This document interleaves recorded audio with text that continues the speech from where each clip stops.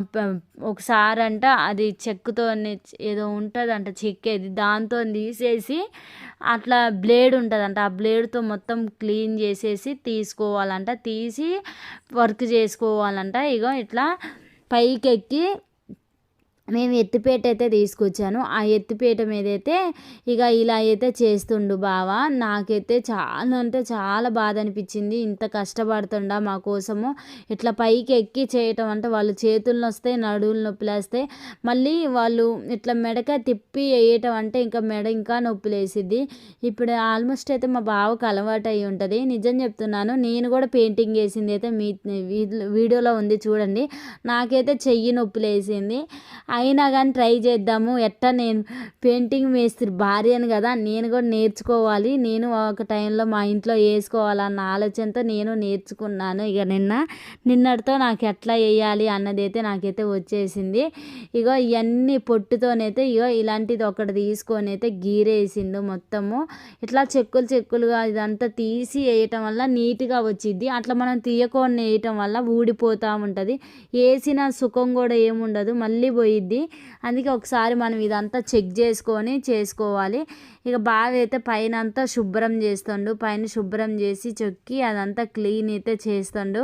Clean చేసి ఇలా చేస్తుంటే నేను చూసేటప్పుడు ఎంత వర్క్ చేస్తుండే. ఈ వర్క్ ద్వారానే మమ్మల్ని ఇంత ఇంత మంచిగా చూసుకోగలుగుతుండే అని నాకు చాలా అంటే చాలా మనసులో ఎన్ని విధాలుగా ఆలోచనలు వస్తున్నాయి. అసలు నాకు ఎంత కష్టపడితే మమ్మల్ని ఇట్లా కూర్చోబెట్టి చేస్తుండు, బయటికి కూడా వెళ్ళకోకుండా అని ఆలోచిస్తూ ఉన్నాను నేను చేస్తుంటే.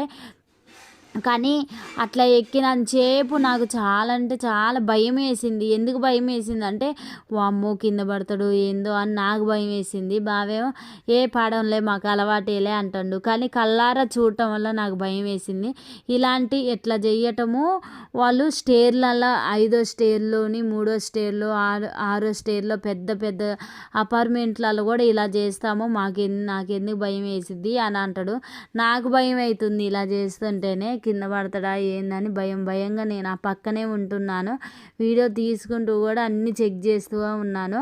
ఇక పొట్టు మొత్తం అయితే గీరేస్తాడు. ఒక పక్క అయితే వేసిండు, పైన వేసిండు, సన్ సైడ్కి అయితే వేసిండు. ఇక ఇప్పుడైతే కింద అయితే వేస్తుండు, గోడకైతే వేస్తుండు. ఒకదానమ్మట ఒకటి వేసి చేద్దామని అయితే చేస్తాడు. నాకైతే అసలు ఈ పని చేస్తుంటే ఎంత ఆలోచిస్తున్నానో, అసలు ఎంత కష్టపడితే ఇట్లా ఉంటుంది.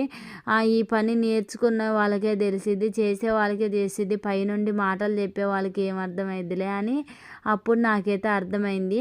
ఇక ఒక్కొక్క పని అయితే ఇలా మేము